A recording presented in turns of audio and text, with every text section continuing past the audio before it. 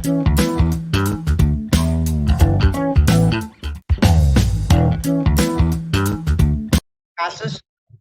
pandemi COVID ini terus berlangsung dan tidak ada yang mampu memprediksi secara valid, bukan valid sih, kapan pandemi ini akan berakhir, mengingat obat antivirus corona juga belum, maksudnya ini masih dicari ya, bukan belum ditemukan. Yang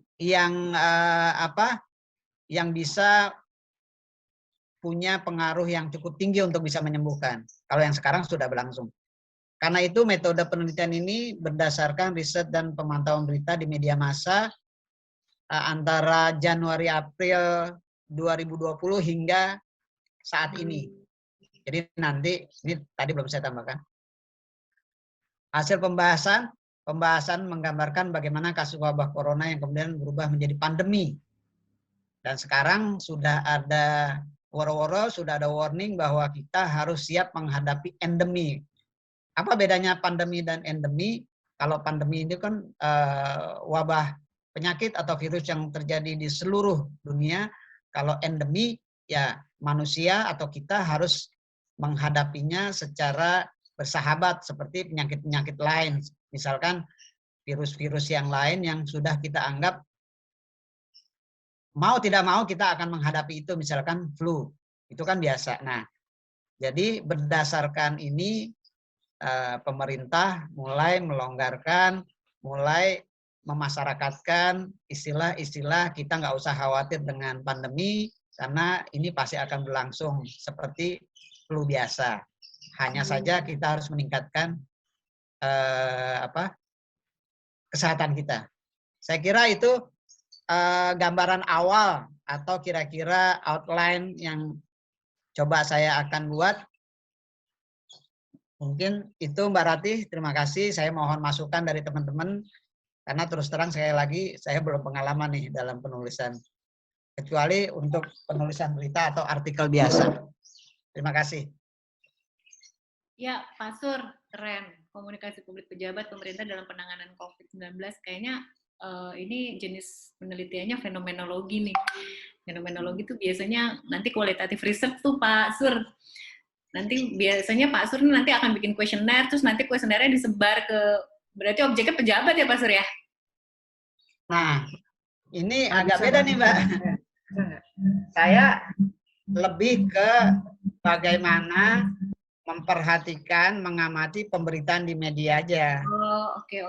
Terus kemudian saya insert teori yang berkaitan dengan untuk memperkuat sementara misalkan kesimpulan bahwa memang terjadi komunikasi publik yang kurang bagus. Jadi sebenarnya sih kebanyakan ya istilahnya penelitian dari publikasi yang dikeluarkan pemerintah dan media massa. Oh, berarti dari di situ. Kalau kualitatif kayaknya nggak sambung gitu. Kuantitatif. Ya, berarti ini research riset kajian ya Pak ya, riset kajian dari objek literatur ya, dari literatur dari Tokaan. Oke sih Pak Sur, maksudnya kekiniannya dapat banget tuh, novelty-nya dapat banget komunikasi publik pejabat. Nanti larinya tujuannya apakah komunikasi yang dilakukan itu efektif atau tidak gitu ya. Apakah nyampe ke masyarakat gitu ya. Oke. Terus Pak, untuk konsep penulisannya nanti kan udah ada saya share tuh Pak. Pokoknya yang penting skemanya dulu ya Pak Sur. Kira-kira perencanaan penelitiannya Pak Sur mau bikin yang seperti apa? Kalau Pak Sur udah tahu misalnya target risetnya apa, dari kajian riset medianya seperti apa sih, kayaknya udah insya Allah sih bisa keisi nih untuk kontennya dan setiap bagiannya. Teman-teman kira-kira ada masukan nggak untuk tulisannya Pak Sur? Silakan loh teman-teman yang ahli-ahli komunikasi. Saya Mbak Ratih. Iya Mbak Ningnong. Oke, terima kasih atas kesempatannya Mbak Ratih. Tadi yang dipaparkan oleh Pak Suradi sangat menarik dan update ya terkait dengan apa yang memang sudah terjadi. Tapi beberapa hal yang mungkin bisa menjadi masukan adalah tadi beliau mengatakan bahwa gambaran paparan penelitiannya adalah dilakukan pada Januari 2020 sampai saat ini. Artinya mungkin nanti bisa digambarkan kira-kira tadi kan terkait dengan komunikasi pejabat publik ya, mungkin bisa digambarkan apa saja yang tidak konsisten gitu, apa saja yang tidak tadi kan yang terakhir kan mungkin kita jelas banget ya, PCR aja besok berubah-ubah gitu ya, isu tempe sore dele gitu ya kalau dalam konsep Jawa. Nah, nanti kalau tadi ada mapping terkait dengan penelitiannya adalah dimulai dari Januari April 2020 sampai saat ini, artinya saat ini yang pun harus dibatasi misalnya November atau apa, dan juga mungkin bisa di breakdownin terkait dengan apa saja yang sering berubah nih gitu, tidak konsistenan komunikasi publik yang macam apa gitu kan, banyak tuh sampai 2020 sampai terakhir gitu ya. Nah, itu mungkin bisa menjadikan masukan ketika mendeskripsikan yang terkait dengan konten di media massa ya. Terus yang berikutnya tadi sempat melihat abstraksi ya. Biasanya kalau ini abstraksinya mungkin karena mungkin tadi beliau sudah mengatakan bahwa beliau belum tahu metode yang digunakan dan sebagainya. Nanti mungkin bisa dimasukkan di abstraksi itu juga metodologi atau teori yang ada gitu ya. Selain yang tadi sudah disampaikan gitu. Terus yang berikutnya adalah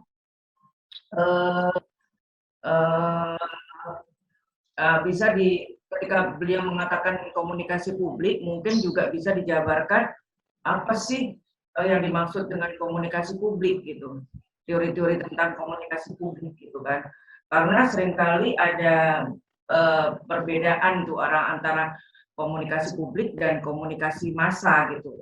Komunikasi publik itu yang komunikasi yang bagaimana gitu.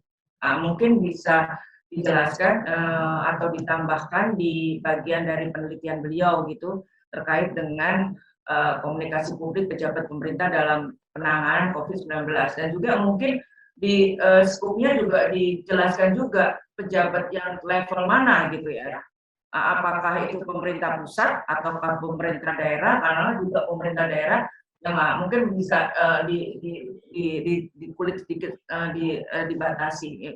Gitu aja sih Mbak Rati atau Pak Suradi masukan yang mungkin bisa menjadi mengayakan atau kurang lebih itu yang bisa saya sampaikan. Terima kasih. Wassalamualaikum warahmatullahi wabarakatuh. Terima kasih Kak Ningnong. Bener ya Pak Sur, yang Mbak Ning bilang tadi di framing ya untuk nanti pejabatnya mau tingkat apa gitu, apakah di provinsi atau hanya di Jakarta aja atau seluruh Indonesia gitu Pak. Nanti kajian di kajian riset medianya tuh Bapak cari tuh yang kira-kira ini khusus untuk di DKI atau khusus untuk apa semua gitu untuk seluruh Indonesia gitu supaya nanti ke framing dengan baik gitu Pak. Karena kan tujuannya ini ngasih referensi juga ya pada akhirnya memberikan rekomendasi kira-kira komunikasi apa yang nantinya tepat untuk diberikan oleh masyarakat Indonesia dalam penanganan COVID ini. Keluarannya kan nanti berupa itu ya Pak Surya. Bayangannya gitu nggak Pak Surya? Ya. Keluarannya? Ya. Ya. Keluarnya gitu ya. Nanti komunikasi apa sih yang tepat, mau lewat apa sih dilakukannya gitu ya supaya bisa mencapai ke seluruh masyarakat secara luas gitu. Oke, yang lain teman-teman barangkali ada yang mau memberikan masukan untuk rencana tulisannya Pak Sur nih? Boleh nih Bu. Tunggu dulu saya close dulu nih. Ya sebentar. Supaya kelihatan ini. Ya. Oke, Assalamualaikum warahmatullahi wabarakatuh. Waalaikumsalam. Sehat semua ya Pak ya. Alhamdulillah. Ini kita sama-sama belajar. Benar. Jadi belajar ini susah banget ini penelitian. Makanya kemarin saya bilang kalau perlu ada sedikit yang Ibu Rati bilang tadi, mau undang teman, mau berbagi dengan kita, ya mudah-mudahan itu bisa terlaksana. Ya, kita bisa belajar sama-sama.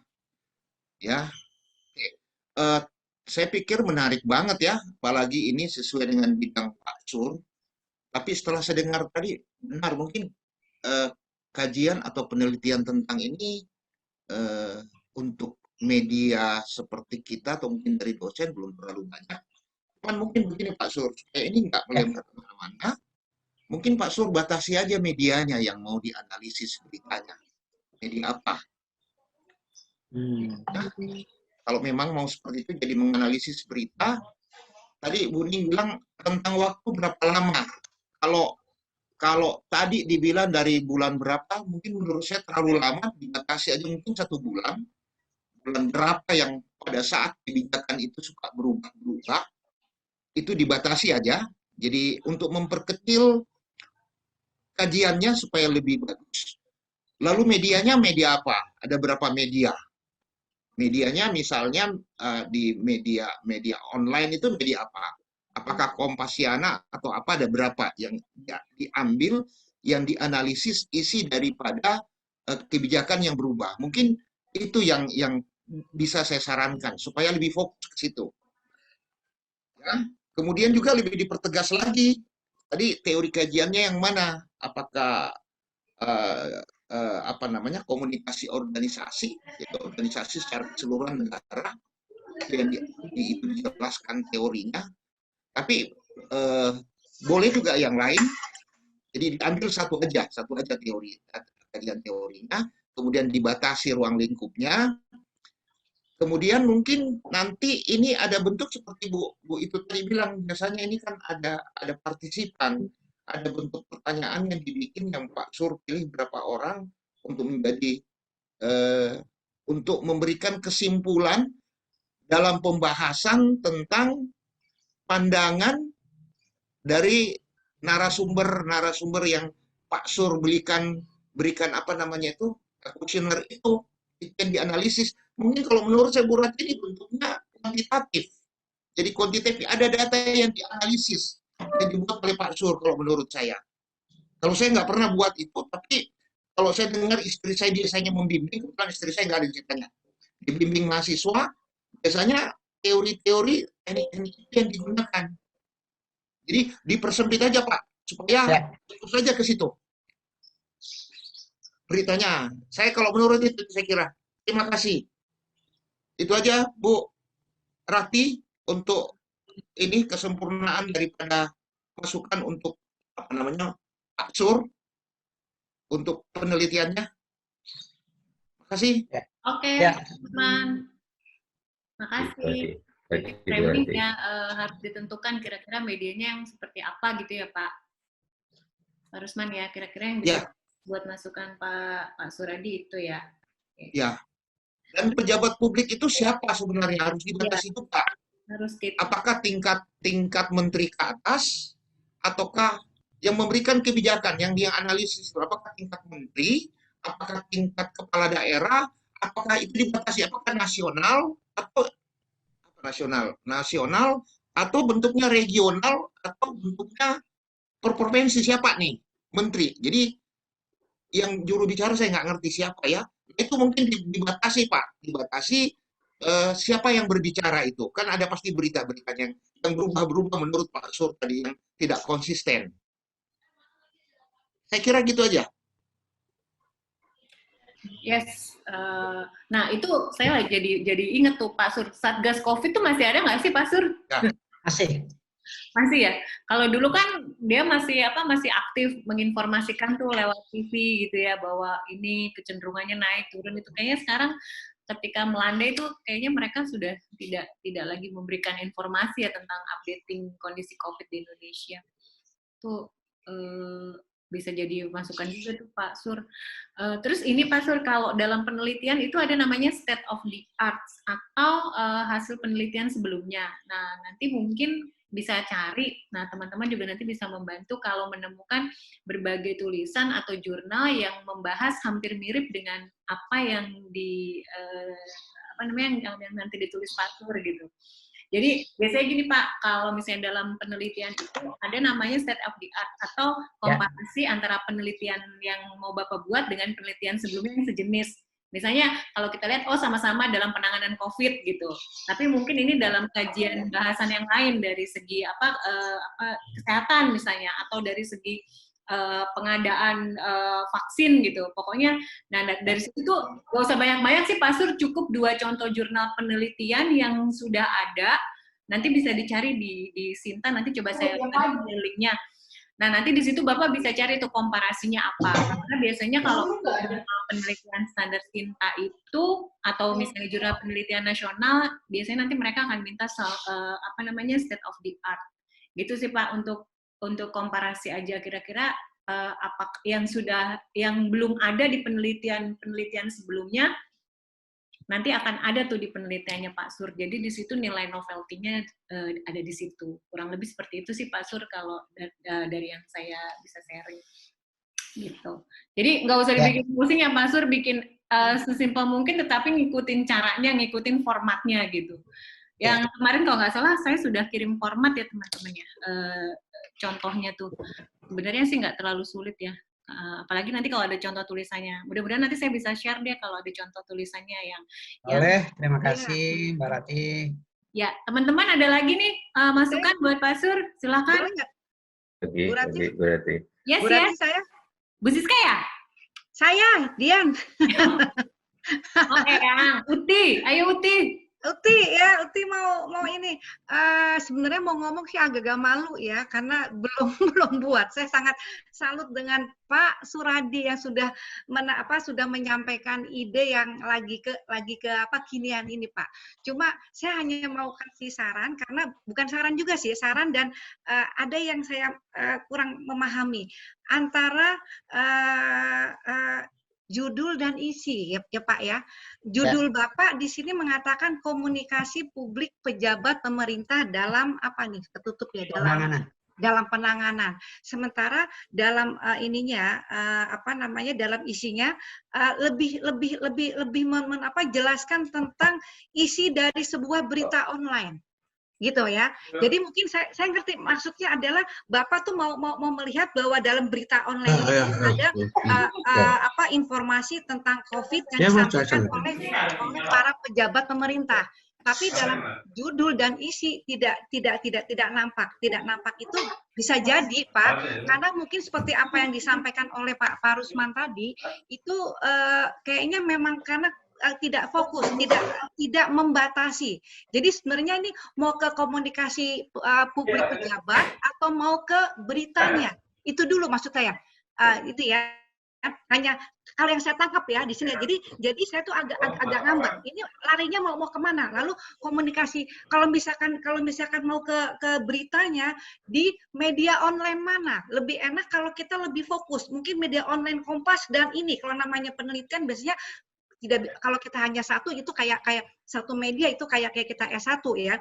Jadi mungkin 2 atau 3, mungkin dari Kompas, dari Tribun atau dari mana lah saya nggak tahu itu, atau Detik, Kompas, Detik atau apalah itu 3, minimal 2 itu. Nah kalau misalkan komunikasi pejabat publik itu dalam informasinya itu pejabat yang mana? Nah sekarang yang namanya COVID ini yang disebut pejabat pemerintah itu adalah mereka yang menanganinya, mungkin di bagian humasnya atau apa, tapi yang memang khusus tentang COVID. Si Ruhut ya, apa sih, itu bidang apa sih? Nah mungkin itunya kali. Jadi kita langsung scoop ke ini loh. Jadi yang mau saya ambil ini, kenapa sih komunikasi publik pejabat ini adalah belum masuk misalkan gitu ya. Tapi di sini saya nggak tahu yang mau diambil komunikasi publik pejabat atau isi dari penyampaiannya. Nah ini seperti Pak Rusman bilang mungkin kurang fokus. Lalu saya menangkap lagi ya. Tapi mohon maaf Pak ya, karena saya sendiri juga belum buat ya. Maksudnya saya cuma mendengarkan Bapak ini aja. Ini saya berbicara berdasarkan pengalaman waktu saya tesis gitu kayak seperti gini. Lalu juga di sini teori mana yang akan dipakai gitu ya. Kalau teori berarti kalau Bapak bicara tentang isi tentang berita berarti lebih ke analisis isinya kan, lebih ke kualitatif deskriptif. Itu biasa gitu kan. Nah, ini mana nih? Ini tapi itu bukan teori, itu lebih ke metode penelitiannya. Nah, teorinya dipakai apa nih? Komunikasi antar organisasi atau komunikasi apa, saya juga lupa deh, itu macam. Jadi kalau menurut saya dibenahi, maaf ya, maksud saya Pak, saran saya aja harus lebih ke fokus dulu nih, karena kalau saya merasa kesulitan nulis, kalau latar belakang saya sudah ketemu semuanya dapat. gitu loh. Kalau saya ngeliat gitu, ini kita harus poin-poin dulu. Ini arah kita mau poin kita ada kasus apa nih? Kasusnya di beritanya atau di penyampaian si komunikasi publiknya. Nah ini nih si para pejabat. Nah kalau misalkan sudah ada kasus lebih dipersempit lagi. Karena kenapa? Supaya orang dari temuan itu ada loh jawabannya seperti ini. Itu yang saya tangkap ya, maksud saya lah. Saya sendiri juga karena saya kebanyakan menghayal gitu. Nulis jadi agak susah karena pikirannya harus poinnya dulu nih. Kalau poin ketemu semua akan lari. Dari latar belakang kita udah tahu kita memakai teori apa, kasusnya apa, pakai metodologi apa. Misalkan kualitatif pun ada wawancara pun perlu wawancara untuk si para pejabat misalkan. Terus misalkan ada wawancara pun wawancara dengan si penulis beritanya. Si orang kompas.com-nya, kenapa sih kamu menyampaikan seperti ini? Karena itu nanti dari situ bisa langsung kelihatan. Jadi kita tidak perlu harus riset para yang riset ke pembaca, tidak. Tapi semua tergantung dari objek penelitian kita apa. Jadi maksudnya kalau udah kelihatan ini mau kemana, wawancara dengan para responden, wawancara dengan pejabat publik, atau wawancara dengan si penulis beritanya, gitu loh. Jadi gitu mas saya. Cuma itu aja sih, karena saya ngelihatnya masih agak-agak ini Pak, belum begitu ini fokus. Jadi yang disarankan oleh Pak Rusman lebih membatasi medianya atau apa benar, tapi terutama sekali arahnya sekarang mau ke penulisannya atau mau ke komunikasi publik pejabat. Setelah udah ketemu, baru teori kita bisa dapat. Kayaknya seperti itu deh Bu, sementara deh yang saya tangkap. Mohon maaf ya Pak ya, karena saya sendiri juga. Iya, makasih. Kayak gitu. Gitu Bu Rati, thank you Bu Rati. Justru ini kan dibutuhkan kan forum seperti ini, jadi kita saling melengkapi. Maaf, saya belum buat soalnya. Pak Sur, dia tuh kalau ngomong kayak orang pinter itu dia tuh. Emang pinter kali. Emang pinter kok. Enggak, banyak masukannya juga ya. Utidian, Pak Sur jangan sampai banyak masukan nanti bingung. Kira-kira ini hanya sekedar sharing aja. Ya, enggak. Utidian itu pintar, harusnya jadi direktur TV. Iya, Utidian nggak mau. Luar biasa Utidian. Tapi itu bos saya dulu, Utidian itu bos saya loh. Kita teman-teman kerja. Gitu. Boleh Mbak Rati. Siapa? Pak Dri ya? Ya. Oke, Pi, silakan Pi. Oke. Baik teman-teman sekalian ya, terima kasih untuk momen yang sangat berharga ini dalam rangka kita bertukar pikiran ya tentang persiapan jurnal. Memang salah satu output yang harus kita hasilkan adalah bagaimana diterbitkan jurnal itu. Ya, ini pun juga yang mungkin saya yakin sudah dipikirkan oleh Ketua LPPM. Ya, mudah-mudahan ini kan dapat berjalan dengan baik ya, selama jangan hanya kita mau melihat bahwa apa yang harus kita buat, tetapi realisasi daripada hasil itu pun juga harus diterbitkan. Ya, jadi saya sangat yakin Ketua LPPM sudah berpikir tentang hal itu. Yang berikut, saya apresiasi kepada Pak Sur ini, sangat apresiasi sekali. Persoalan apa yang disampaikan tadi oleh teman-teman itu berarti tidak mengurangi ya apa yang sudah dilakukan oleh Pak Sur.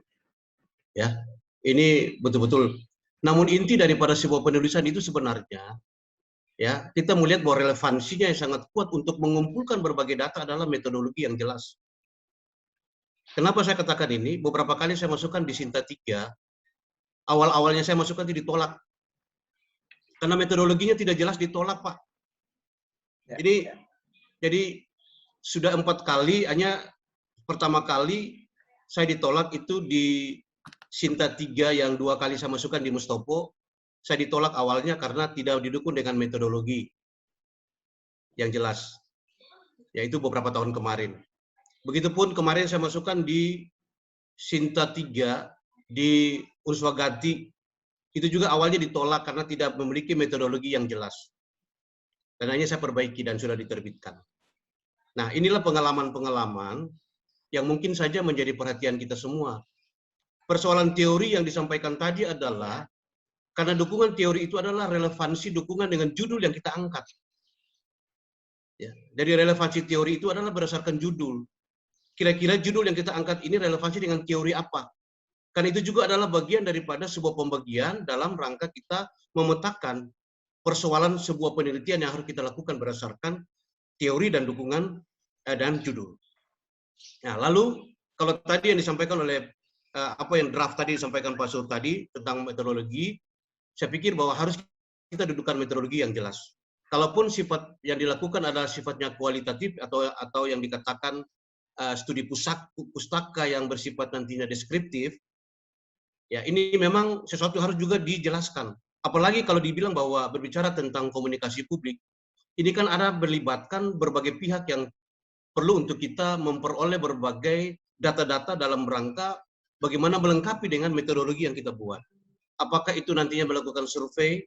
Kualitatif itu kan ada bisa melakukan observasi, wawancara, studi pustaka, dan lain sebagainya. Jadi mungkin kelengkapan-kelengkapan itulah yang mungkin bisa dipersiapkan oleh kita semua, termasuk saya juga, bukan saja kepada Pak Sur, tapi mekanisme ini harus jelas, supaya ketika hasil daripada jurnal yang penelitian dan kita sudah buat dalam sebuah artikel ilmiah, itu diterbitkan sesuai dengan kaidah-kaidah yang memang dimintakan hampir kepada seluruh penerbit jurnal itu harus dia memiliki kaidah yang sama. Apalagi dia sudah sampai kepada Sinta 3. Jadi kita masuk kepada yang namanya artikel ilmiah atau jurnal yang sudah terakreditasi itu, memang betul-betul harus memiliki kaidah-kaidah metodologi yang jelas. Jadi mungkin sebagai masukan kepada teman-teman semua, mohon maaf saya juga tidak berpengalaman untuk hal ini, tapi saya masih tetap belajar dengan berbagai pengalaman yang saya alami. Maka di dalam penyusunan mulai dari jurnal itu, mulai dari abstraksi sampai dengan kesimpulan, itu ada ketentuannya. Mungkin dari itu LPP mungkin sudah ada tentang standar itu, abstraksinya bagaimana, berapa kata yang memang harus disampaikan, sampai pun di dalam isinya, itu pun juga sudah ditentukan. Nah, oleh sebab itu, bahkan halaman pun juga ditentukan. Memang masing-masing penerbit artikel ilmiah itu dia mempunyai peraturan tentang halaman itu berbeda. Ada yang cuma belasan, ada yang cuma sekitar 20-an. Ya. Nah, jadi mungkin itu beberapa hal yang bisa saya sarankan. Yang paling penekanan daripada sebuah penelitian itu adalah metodologi yang jelas. Kita punya cuma kan ada dua, kualitatif dan kuantitatif. Tinggal pengembangan daripada kedua itu kita mau pilih yang mana. Kualitatif berarti ada langkah-langkah yang secara kualitatif sesuai dengan kaidah-kaidah metode yang kita pakai. Nah, sehingga semua penelitian itu jelas. Data-data yang kita kumpulkan juga bisa terakomodir secara baik. Mulai dari pejabat, apakah dari pejabat atau dari mana, tapi kalau dilihat daripada yang disampaikan oleh Pak Sur ini, saya pikir alangkah baiknya ini adalah studi kepustakaan. Tapi kalau mau dilihat wawancara memang agak sulit ya. Karena dengan situasi yang sekarang ini, mau turun ke lapangan, mau observasi pun juga sulit. Karena hanya mengumpulkan berbagai referensi. Jadi itulah yang namanya adalah kualitatif dengan melakukan pendekatan kepustakaan. Mungkin itu saran saya. Mohon maaf kalau ada yang salah, terima kasih. Dan selamat berjuang dan sukses untuk kita semua. Terima kasih. Larinya akhirnya kajian pustaka sih Pak Sur, kalau saya lihat dari apa yang Pak Sur paparin, kajian pustaka, nanti batasi saja dari mulai tahun berapa sampai dengan tahun berapa. Terus nanti dispesifikasikan lagi apakah ini dari pejabat publiknya yang seperti apa gitu. Jadi nanti Pak Sur filtering dari situ tuh, Pak Sur ngumpulin dulu kajian-kajian pustaka yang ada tentang COVID, ya kan, terus nanti difilter ini pejabat publik apakah dari pemerintah gitu ya Pak Adrian ya. Jadi ya kajian pustaka ya. Jadi harus dititen itu Pak Sur apakah itu presiden ataukah itu dari siapa nanti dilihat nih apakah nanti ada persamaannya, nanti ada gap differences-nya di mana gitu. Seru sih kalau menurut saya, menarik. Jadi kajian pustaka dan sepertinya tidak, kalau untuk mengajukan kuesioner, kalau menurut saya, kalau untuk kualitatif tidak perlu.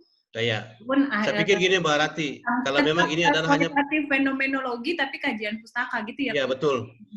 Saya mau bilang bahwa memang yang disampaikan, judul yang disampaikan oleh Pak Suri ini adalah memang mengarah kepada fenomenologi ya, fenomenologi. Tapi pendekatan-pendekatannya adalah Pak Suri mau mengumpulkan berbagai referensi, itulah studi kepustakaan.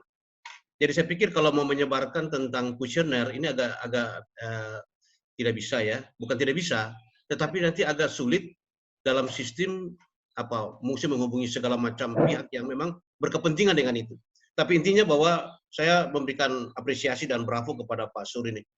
Apapun teori, saya sangat yakin bahwa banyak teori yang bisa diangkat dari situ. Kalau bicara tentang komunikasi publik, ada kok komunikasi organisasi, ya. Saya pikir tadi sudah beberapa hal yang sudah disampaikan itu.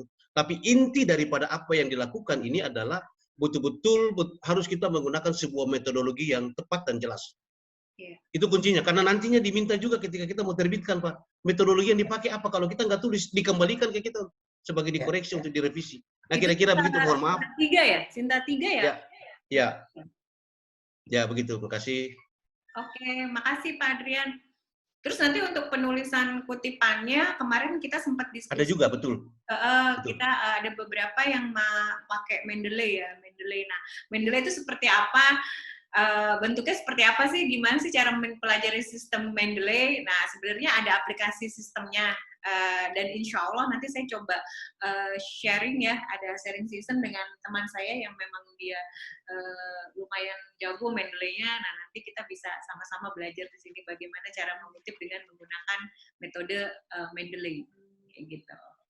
Jadi biar nanti makin pede deh. Jadi kita nggak perlu buku banyak kajian pustaka, cukup dengan metode Mendeley akan ketemu nih. Nanti dia akan reference. Oh ini bukunya ini tahun segini, teman-teman tinggal mengutipnya dari situ. Oke, boleh saya ngasih ini semacam feedback. Nanti saya berharap ada feedback ulang lagi yang lebih mengerucut, lebih tajam, Mbak Rati ya. Iya boleh nanti, Mas Teguh. Jadi sekali lagi saya terima kasih banyak nih, ada 5 masukan dari Mbak Rati, dari si saya Mbak Ning, dari Pak Sur, maaf sebentar Pak Sur. Masuk kasih uruk-uruk aja nih. Ya. Berdasarkan pengalaman yang tahun kemarin itu yang dipaksa untuk segera membuat jurnal ilmiah. Yang bagi pemula seperti saya ini berat banget. Saya juga, Pak. Pertama, gurunya susah nih untuk cari guru yang menjelaskan tentang penelitian ini, agak susah carinya, komunikasinya juga. Kalau berarti mungkin banyak rekan sejawat ya, kalau saya kurang begitu paham. Akhirnya kemarin nekat juga belajar sendiri gimana caranya, bagaimana cara membuat abstraksi. Nah, kalau saya sih menyoroti abstraksi sedikit Pak Sundadi ini. Untuk abstraksinya memang kalau menurut saya ada 5 hal yang perlu dicakupkan di situ. Ini berbagi rasa, berbagi pengalaman aja. Untuk abstraksi ini, di sini latar belakang ada ya, Pak Suradi. Metode tidak ada, hasil penelitian belum ada, kesimpulan belum ada, kata kunci belum ada. Jadi saya juga agak bingung nih mengenai ringkasan dengan abstraksi, katanya beda. Tapi yang penting inti daripada abstraksi itu adalah latar belakang adalah COVID. Kemudian metodenya apa yang digunakan, ini banyak metode yang bisa kita pakai selain kualitatif kuantitatif yang saya lihat ada beberapa metode, bisa kombinasi juga bisa kualitatif dengan kuantitatif. Nah, kalau saya sih lebih cenderung ke deskriptif itu berarti. Iya, gambaran sesuatu, menggambarkan sesuatu, bukan bisa kualitatif, bisa kuantitatif juga dengan survei. Tapi cenderungnya sih saya ke deskriptif, memberikan gambaran sesuatu nih. Pak Suradi bisa juga, saya juga nggak jelas nih mengenai metode penelitian deskriptif. Mudah-mudahan ada pencerahan, silahkan dicari. Saya sendiri belum baca. Sekilas sih kecenderungannya keempat, nanti tergantung situasi saja. Memang pada awal pembuatan jurnal ilmiah itu abstraksi itu tidak bisa mencakup seluruhnya ya, berarti ya, kan harus ada penelitian dulu, harus ada apa kesimpulannya. Jadi mungkin untuk abstraksi awalnya mungkin hanya pendahuluan dulu saja isinya. Iya, karena kan ini masih skema ya Pak. Jadi nanti akan jadi utuh ketika Pak Sur sudah menyelesaikan. Nah, abstraksi itu kan sebenarnya ringkasan dari seluruh jurnal kita. Apa yang kita dapat. Nanti kan ada keywords-nya juga gitu. Nanti akan nampak nih. Gitu. Kemudian ini Pak Suradi, untuk pemasukannya itu jangan kita jangan terlalu idealis dulu untuk menentukan Sinta 2, Sinta 3, apalagi Sinta 1. Ya, betul. Masukkan Sinta 5, 6 tidak ada masalah. Saya Iya. juga masukkan Sinta 5, cuma kebetulan karena saya bukan orang Indonesia, jadi bahasanya bahasa Inggris. Jadi nggak terlalu banyak ditolak. Alhamdulillah ya teman-teman, kita punya penerjemah untuk proofreading, nanti kita pinjem Pak Nur Rahmat lah. Nah, itu sinerginya di situ. Itu sebenarnya bukan itu apa Sinta itu sudah internasional itu karena disampaikan dengan bahasa Inggris. Bener. Ya, Jadi artinya, susah banget bagi pemula nih. Susah banget artinya bagi Pak Nur pemula ini nih. punya kelebihan yang luar biasa yang nggak dimiliki teman-teman. Bener. Dan teman-teman Saya punya juga teman punya yang lebih hebat, Pak. Mbak Google itu dia Google Translation-nya itu lebih bagus dari saya. Nah, Jadi boleh tuh nanti silakan ke situ. sharing ke kita, Pak. Aku diundang ke sini boleh lah. Masukin aja ke situ. Jadi Ya. mungkin apa kira-kira bukan ini bukan masukan ya, pengalaman saya sih memang mau nggak mau memang kita harus belajar sendiri sedikit. Kalau ada teman-teman yang mau bantu ya sangat berterima kasih, terutama saya sendiri sampai sekarang belum ngerti itu berarti produk penelitian ilmiah itu apa aja tuh. Mohon masukannya ya. Jadi untuk Pak Suradi, sama-sama lah. Saya juga nih lagi buat yang kedua nih. Oh ya, tentang Ciri, kalau yang satu kan sudah masuk, sudah jurnal, yang dua nih. Nanti saya kombinasi dengan Pak Adrian, dia sebagai penasehat teknis saya nih. Karena bagaimanapun ciri daripada penelitian ilmiah biasanya yang terkini ya, berarti ya. Karena yang terkini yang sudah lama tetap COVID, jadi saya tetap berhubungan dengan COVID juga, impact kepada guru-guru. Saya juga ya impact kepada guru-guru atau kepada dosen seperti durasi, perasaannya gimana sih impactnya? Kesel, capek, duit keluar banyak, apa senang belajar tatap muka, kan perlu juga sih diteliti sedikit. Gitu. Dan sekilas sih menurut saya sih memang impact-nya memberatkan bagi guru ya, untuk belajar online ini maksud saya. Jadi untuk Pak Suradi tetap semangat. Dengan saya juga kita belajar. Cuma untuk mentor-mentor nih jangan kesel ya kalau ditanya terlalu Bu Rati, Bening, Pak Adrian gitu kan master tuh. Jadi kalau mau ini biarnya jam 12 malam saya WA Pak Adrian nih. Nggak dijawab nggak apa-apa. Kalau dijawab juga syukur tapi saya udah tidur gitu. Pak Adrian tuh sering saya tanya walaupun sampai intinya begitu kita selesai mau dimasuk Sinta berapa, kita udah merasa lega. Oh ternyata karya kita dihargai. Bagaimana perjuangan melakukan riset, saya sih lebih senang kuantitatif ya. Saya lebih senang berangka-angka. Gitu. Walaupun saya jurusan sosial kan bahasa itu sosial, ternyata saya lebih senang ke angka-angka. Berapa persen, sampelnya berapa, populasinya berapa, perhitungan begitu itu. Waktu kuliah paling saya benci itu metode penelitian. Itu pakai apa kemarin ya Pak Nur Rahmat, STEM ya? STEM ya? STEM ya? SPSS ya itu. Metode kuantitatif. SPSS. Ya, kuantitatif. Jadi ke Pak Suradi tetap semangat aja. Kita sama-sama belajar. Bu Rati aja tuh kejar. Dia bersedia 48 jam kok. Untuk rekan-rekan yang lain juga tetap semangat.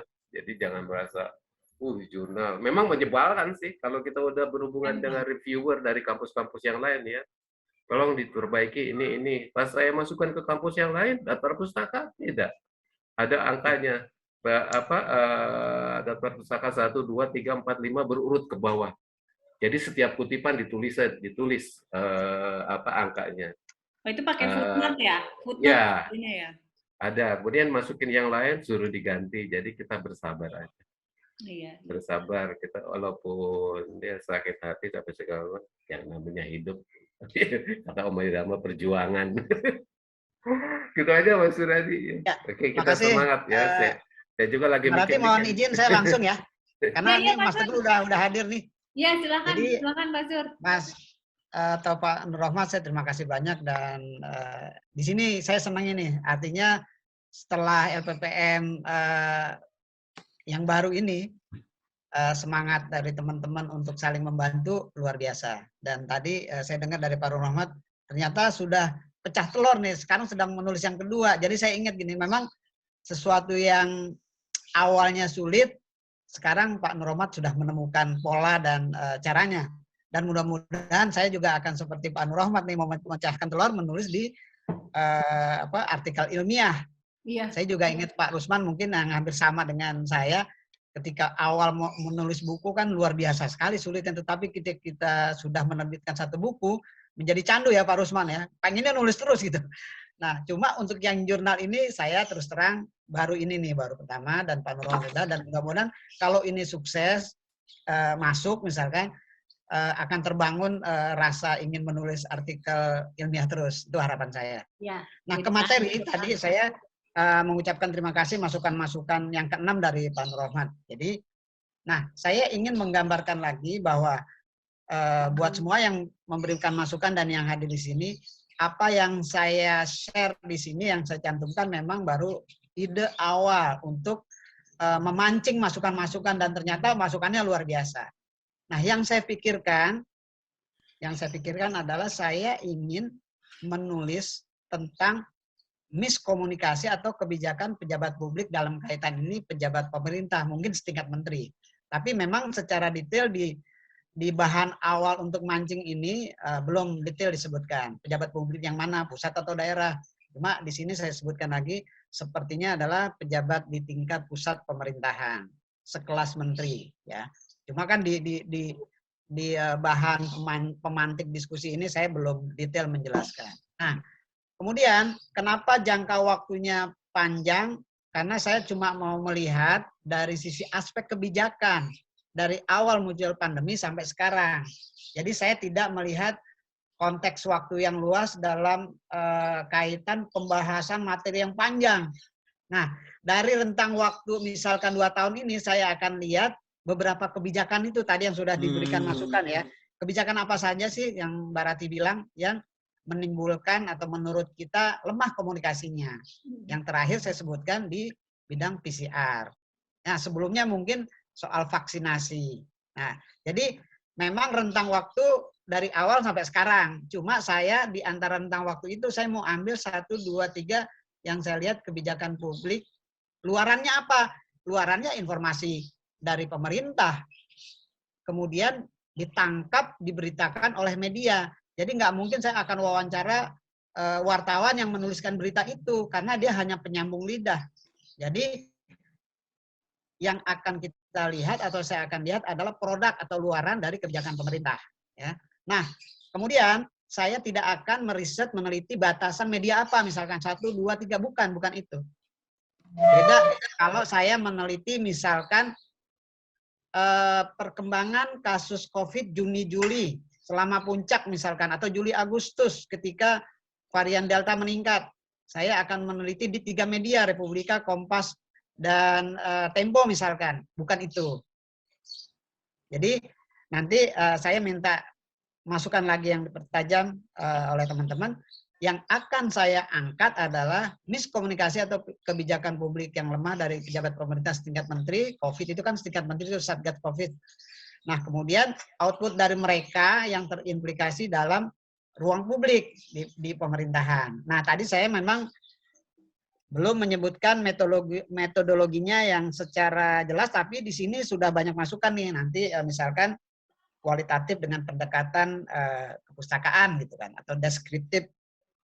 Nah, itu saya udah mulai mendapatkan gambaran. Jadi yang tadi saya bilang nih, saya forum ini luar biasa nih, banyak masukan sehingga teman-teman bisa mengkanalisasi hal-hal yang mungkin dalam pandangan saya nggak perlu gitu kan. Nah, kemudian seperti Pak Rusman berikan masukan, bagus batasan ruang lingkup. Jadi ruang lingkupnya memang itu kebijakannya saja yang akan kita lihat, bukan batasan waktu misalkan dalam tahun pertama, misalkan selama 2 tahun katakanlah ada 5 kebijakan. Nah, itulah yang akan saya ungkap dengan pendekatan metodologi yang sudah disampaikan teman-teman dan kira-kira teori yang pas dengan itu. Memang teorinya baru disebutkan teori tentang A, tapi deskripsinya memang belum, karena memang terus terang nih awal saya nekat nih, nekat memancing masukan-masukan. Jadi saya dapat masukan yang sangat berharga. Jadi kira-kira itu, jadi saya terima kasih masukannya sudah banyak. Saya setuju dengan Pak Adrian, memang mau tidak mau metodologinya harus jelas, kemudian teorinya harus jelas, dan yang terpenting adalah seperti Pak Edward bilang, untuk yang pertama ya jebolin dulu artikel ilmiah ini menjadi publikasi seperti Pak Nur Rahmat tadi. Jadi mungkin buat saya dan teman-teman yang senasib yang belum pernah, memang target kita itu dulu. Target saya juga nggak mulu. Cuma ketika lagi nyari-nyari tema apa yang akan tertulis, saya mendapat inspirasi kayaknya masalah ini menarik gitu aja. Meskipun masalah COVID implikasinya juga banyak sekali. Jadi karena kalau dari sisi media misalkan komunikasi massa atau media jurnalistik, memang COVID ini isu yang timeless sampai tahun depan juga masih aktual sekali, tinggal kita cari aspeknya aja. Tadi itu soal pembelajaran yang disinggung oleh Pak Nur Rahmat, bagaimana dampak dari COVID di sisi pembelajaran di guru atau dosen. Satu isu aja bisa. Nah, saya cuma punya keinginan cuma mau melihat kebijakan yang kelihatan lemah aja sih secara umum. Jadi kira-kira itu, saya nggak berpretensi ingin membuat sedemikian rupa, enggak. Target saya cuma satu, bagaimana tulisan ini bisa masuk ke jurnal seperti Pak Nur Rahmat. Itu aja sih. Sekali lagi saya terima kasih masukannya luar biasa, dan nanti mungkin karena ini kan baru awal, nanti ketika draft tulisan juga ada tahapan lagi kan untuk diskusi lagi sampai menjelang misalkan ada agenda pembahasan tulisan yang sudah selesai gitu. Jadi nanti teman-teman ngasih masukan lagi sebelum kita minta reviewer atau kirim ke jurnal. Kira-kira sih itu feedback dari saya, dan mungkin nanti ada feedback lagi yang saya harapkan. Ya, makasih Pak. Kelihatan tuh tadi tujuan penelitiannya udah jelas, mengetahui bagaimana luaran komunikasi publik pejabat pemerintah. Itu clue-nya Pak. Oke, selamat melanjutkan Pak Sur. Ya. Boleh komen dikit nggak nih? Apa nih? Ya. Banyak juga nggak apa-apa. Ya, ini semangat ini. Boleh. Oke, maaf sebelumnya saya agak telat karena ada kelas KP tadi ya. Teman-teman semuanya selamat pagi, semangat. Walaupun saya diikuti di tengah, tapi diskusi yang menarik dari sudut pandang teman. Saya nggak tahu nih Pak Sur, yang pertama Pak Mas Teguh dulu tadi ya. Yang pertama Pak Sur nih, baru pertama ya. Ya, Mas Teguh belum nanti. Oke.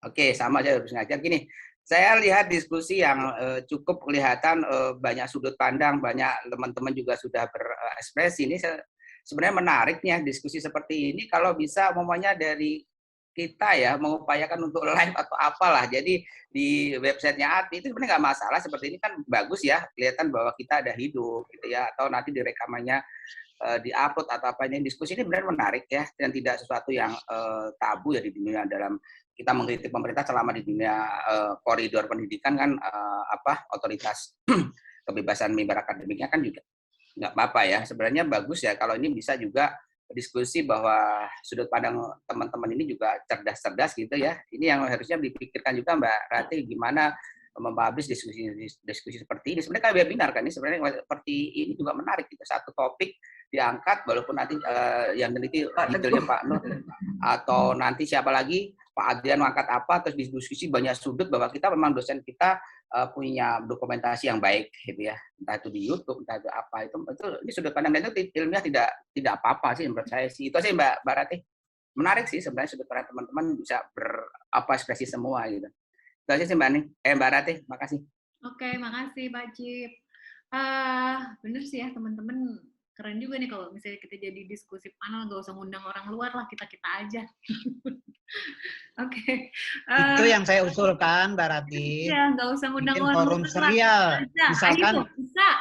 Kalau namanya mau keren ya forum lecture dari ADVI. Forum dosen, ya Pak. Bikin forum dosen, tapi gitu ya. Tapi pesertanya dibuka untuk luar, terutama mahasiswa dan alumni, dan kita publikasikan. Jadi jangan orang luar dulu, kita dulu. Nanti kalau ini udah settle, udah jalan, baru kita panggil 1-2 orang luar. Karena kalau orang luar kan pasti harus dengan honor dan urusannya dengan keuangan. Betul, Pak. Kalau kita kan mungkin brainstorming, tapi publikasinya keluar.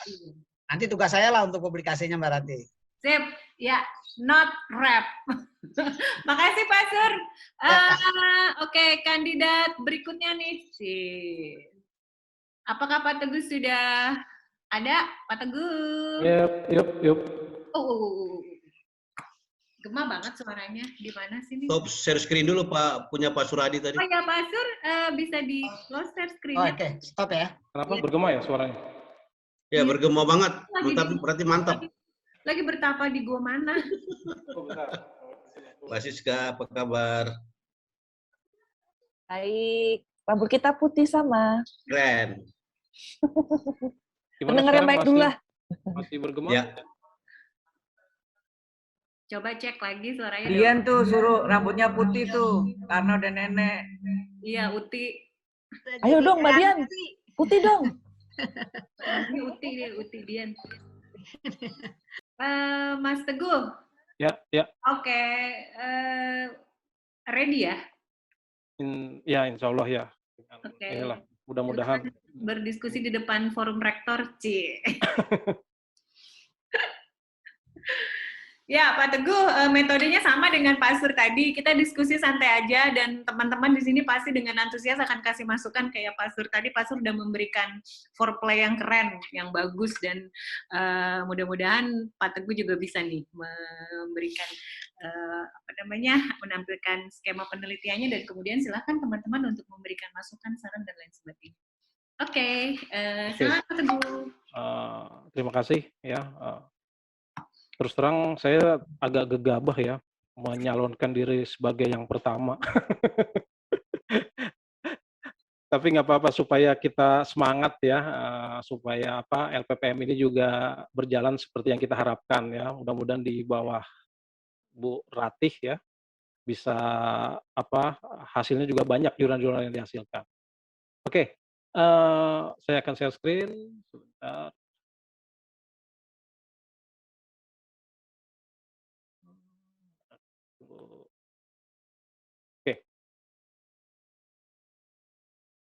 Sebenarnya rencana penelitian ini sudah lama ya, seperti pada saat dulu kita mau akreditasi, ini judul ini juga sudah saya berikan ya, tetapi memang belum berjalan ya, karena memang ya nggak tahu, seperti mungkin kata teman-teman ya, karena memang nggak ada kemauan kali ya sebenarnya. Mungkin bukan karena nggak bisa, tapi memang karena malas saja gitu, jadi memang tidak berjalan gitu. Nah, judul yang saya berikan balik lagi seperti saran dulu dosen pembimbing saya di S2, bahwa kita harus ketika saya menjadi seorang master, maka pada satu bidang lah kalau bisa gitu. Nah, dulu saya dijuluki kamu harus menjadi seorang master konvergensi katanya gitu. Nah, makanya saya coba judul penelitian ini terkait dengan konvergensi, yaitu konvergensi media dalam pembelajaran menggunakan virtual learning. Ya, jadi, nah saya juga nanti minta pendapat teman-teman ya, kira-kira sebenarnya ini kajiannya ini adalah pemanfaatan konvergensi media di ADVI. Nah, nggak tahu nanti minta saran dan masukannya, apakah hanya skupnya ADVI saja ya, atau mungkin lebih luas ya. Saya sih sebenarnya dari sampel yang saya akan sasar itu mungkin bisa ke ADVI dan SMK ya. Kebetulan saya ngajar di SMK dan ADVI, atau mungkin juga bisa lebih luas. Nah, nanti saya minta saran dan masukannya. Nah, latar belakang penelitian ini adalah terkait dengan adanya pandemi COVID ya, sehingga banyak merubah cara kita berkomunikasi ya, merubah cara kita melakukan apapun ya, dan tidak juga juga kepada dunia pendidikan ya. Nah, ini memberikan dampak yang sangat-sangat signifikan ya, dengan adanya pandemi yang tadinya kita harus bertatap muka, bertemu langsung dengan mahasiswa atau dengan siswa kita, tetapi di era pandemi ini memaksa kita tidak bisa seperti itu lagi ya gitu. Nah, kemudian juga terkait dengan adanya beberapa peraturan pemerintah bahwa dengan pandemi yang semakin meningkat ini kita dilarang ya untuk bertemu ya, baik bertemu dalam kelompok kecil ya, apalagi di dalam berinteraksi dengan kita mahasiswa gitu. Nah, kemudian latar belakang berikutnya adalah kondisi mahasiswa kita yang beragam ya, dengan menggunakan virtual learning ini, maka mungkin tidak bisa kita samakan ya antara satu anak dengan anak yang lain. Belum lagi terkait dengan infrastruktur di masing-masing anak tersebut tinggal ya. Seperti kita ketahui kendalanya adalah biasanya yang sering adalah di kuota ya, di jaringan dan seterusnya gitu. Nah, makanya mungkin nanti dengan penelitian ini mungkin akan memberikan paling tidak masukan ya, bagaimana sih pemanfaatan berbagai media itu supaya lebih bisa dimanfaatkan oleh mahasiswa kita. Nah, kemudian konvergensi media sekarang sudah menjadi keniscayaan ya, kita sudah bisa memanfaatkan media apapun ya, baik media yang mungkin secara online, offline, atau mungkin media-media online itu juga berbagai macam ragam.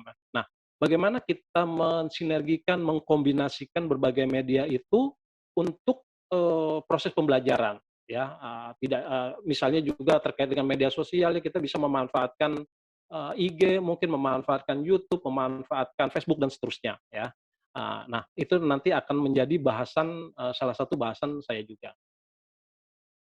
Nah, tujuan penelitian ini adalah bagaimana memanfaatkan virtual learning tersebut ya. Kemudian kira-kira aplikasi virtual apa sih yang digunakan ya, seperti kita ketahui kan banyak banget ya, ada Zoom, ada Webex, ada Google Meet dan seterusnya.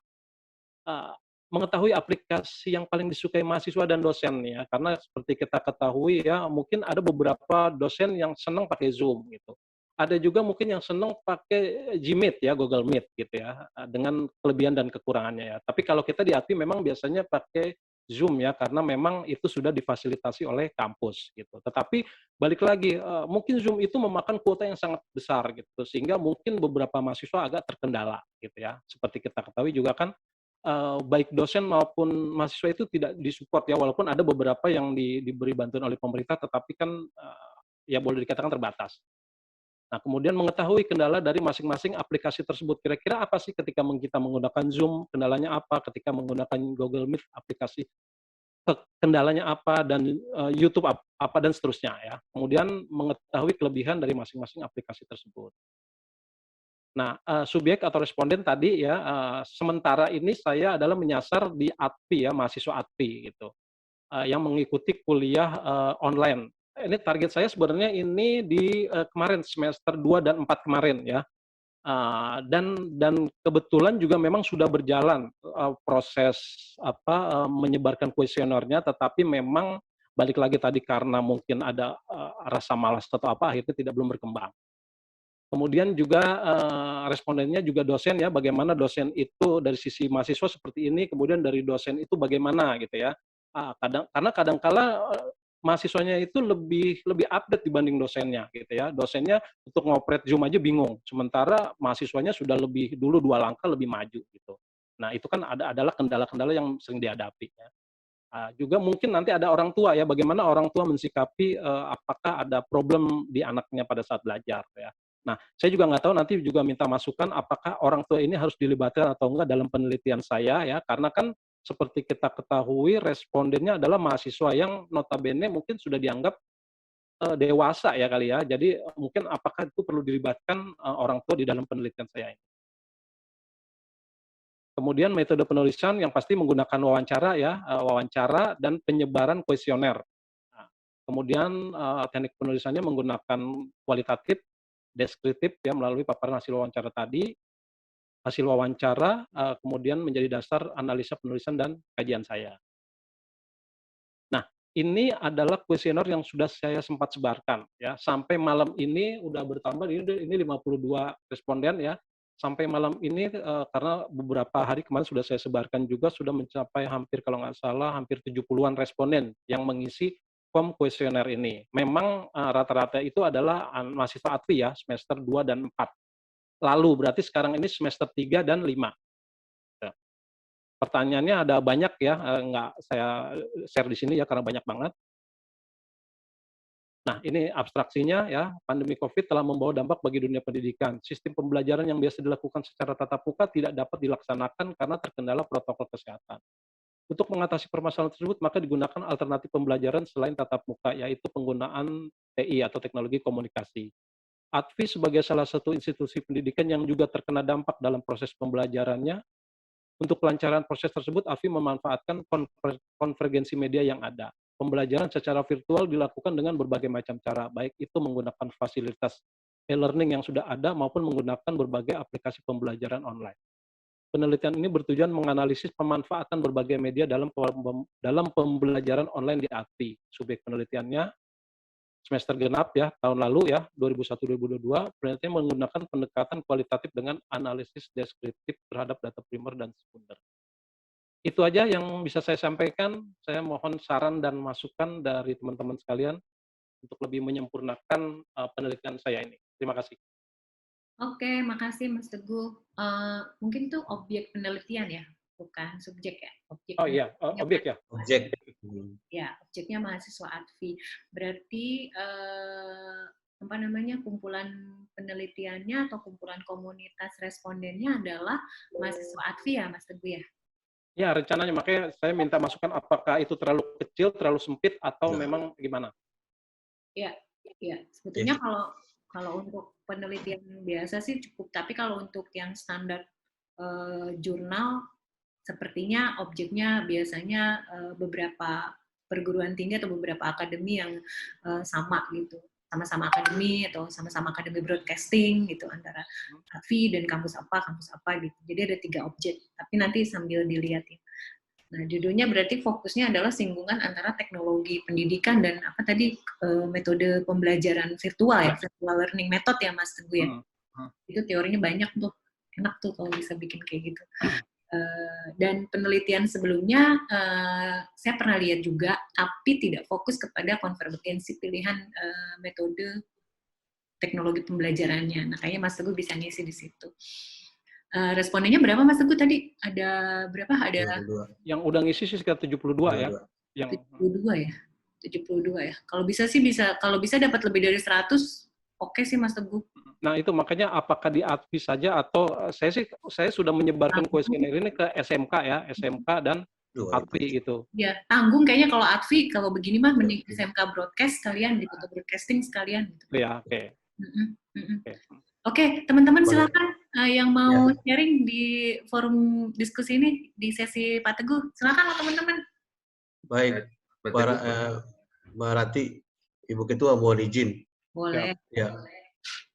Ya, jadi yang pertama lagi apresiasi yang sangat luar biasa kepada Mas Teguh ini, karena memang orientasi beliau ini lebih kepada digital ya, teknologi yang sekarang lagi berkembang hangat. Saya hanya mau lihat bahwa mengenai tadi kuesioner tadi itu, artinya boleh disesuaikan aja dengan semester yang berlangsung. Ya, itu satu.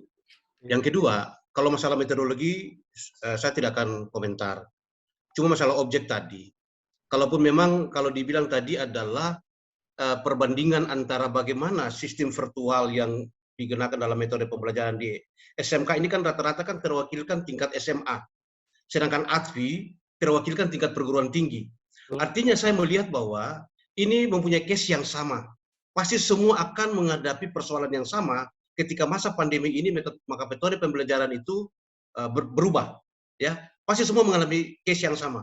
Oleh sebab itu, bagi saya adalah cuma saran, tidak perlu untuk melebarkan ke yang lain dulu. Fokus saja, karena itu sudah 2 objek yang memang sangat tepat sekali. SMK itu adalah mewakili tingkat SMA, dan ADVI sebagai perguruan tinggi mewakili perguruan tinggi. Karena saya melihat metode pembelajaran di masa pandemi ini pasti semua mempunyai permasalahan yang sama. Jadi mungkin itu saran saya, tetap dengan apa yang ada. Sukses Mas, terima kasih. Ya, mungkin hanya ditambah aja Pak ya respondennya tadi ya. Iya, betul. Spesifiknya broadcast Mas Teguh. Ya, kebetulan kan saya juga ada di komunitas guru-guru broadcast, jadi mungkin. Ya, itu. Spesifiknya broadcast. Ya. Karena kan nanti mau dilihat broadcast sejauh mana teknologinya mampu memberikan supporting untuk teknologi penyampaian pembelajaran. Itu nanti objeknya murid ya. Jadi pencapaian jadi sebenarnya nanti luarannya adalah memberikan rekomendasi kira-kira metode pembelajaran apa yang cocok buat anak-anak broadcast gitu ya Mas ya? Kalau nangkapnya gitu. Nanti, sebelumnya sih saya memang tidak menuju broadcast, tapi mungkin bagus juga sih sarannya ya, lebih dikaitkan dengan broadcastnya tadi ya. Karena kan objeknya nanti SMK pun nanti broadcast, jadi betul. Subspesialisnya udah spesialis, kita masuk subspesialis lagi broadcast gitu. Jadi standar broadcasting untuk pembelajaran tuh sekarang gimana, yang notabene broadcasting itu kan banyak praktek ya, skillsnya yang digergaji gitu kan, yang disuing gitu. Itu sih menurut aku. Ya, satu lagi boleh Mas Teguh, mohon maaf. Kalau tadi dibilang jumlahnya responden kan itu sudah seberapa tadi, 70 ya? 70 sekian ya. Nah, artinya bahwa itu kan cuma baru difokuskan kepada yang SMA dan mahasiswa aktif ya. Nah, boleh dilebarkan kepada guru dan dosen di mana sebagai objek tadi, supaya bisa menambah lagi pemahaman, masukan yang melengkapi bahwa memang metode pembelajaran ini bisa dilihat kan, kenapa? Karena memang kan situasional. Jadi mungkin kalau tadi kan kalau nggak salah tuh ada metodenya itu kan dalam bentuk wawancara itu ada dosen juga. Ya. Kalau boleh saran saya dilebarkan memang lagi. Iya, cuman yang jadi pertanyaan tadi saya apakah orang tua perlu gitu. Memang dosen sama guru itu menjadi salah satu objek penelitian juga. Ya. Kalau kalau memang orang tua bisa gini, selama itu masih bisa terjangkau untuk orang tua, karena memang pendapat orang tua itu juga lebih karena tadi faktor tadi yang disampaikan bahwa ini kan mengalami sebuah peningkatan ya dari sisi finansial. Mungkin anaknya punya kuotanya susah, internetnya tidak digunakan, bagaimana sisi pembiayaan dalam mempersiapkan biaya untuk anak setiap bulan dan sebagainya. Karena ini juga akan melihat nantinya berbanding dengan apakah selama masa pandemi dalam metode pembelajaran melalui virtual ini, bantuan-bantuan daripada pemerintah itu bisa sampai nggak kepada anak didik, apakah itu di tingkat mulai dari yang ambil aja di SMK maupun di perguruan tinggi. Nah itu nggak terjadi, karena ini kan kita melihat keseimbangan di dalam sebuah proses yang terjadi di tengah-tengah pandemi ini. Nah, jadi mungkin boleh selama itu masih bisa dijangkau, Mas. Oke, makasih Pak Adrian. Oke. Ketua. Yang lain kira-kira teman-teman nih. Bu Ketua. Ya, Pak Nur, silakan Pak Nur. Saya malah ini nih, mohon izin Bu Ketua. Saya punya ide malah Pak Teguh itu bisa dibikin 3 artikel. Apa Pak? 3 artikel ilmiah itu. Oh, 3 artikel. Jadi kalau tujuan adalah untuk membuat artikel yang kompleks, yang agak rumit, ya judul itu boleh diambil karena itu mengambil tiga subjek ya, orang tua, dosen dan siswa atau mahasiswa ya. Kalau menurut saya, kalau saya jadi Mas Teguh nih ya, saya ambil satu subjek aja, mahasiswa aja. Dan sampelnya cukup 30 kalau tidak salah berarti. Nggak harus ratusan begitu. Memang sih ideal lebih banyak lebih bagus. Tapi kalau kaidah penelitian 30 cukup sampel. Populasinya berapa? Kita ambil sampelnya saja. Kalau tidak salah ya berarti lah. Ini pengetahuan yang sedikit yang saya punya. Jadi seperti yang saya buat kemarin, saya hanya mengambil 20 malah boleh. Karena saya berdiskusi juga dengan jadi saya juga berdiskusi dengan di internet itu banyak konsultan metode penelitian. Saya tanya, cukup tidak untuk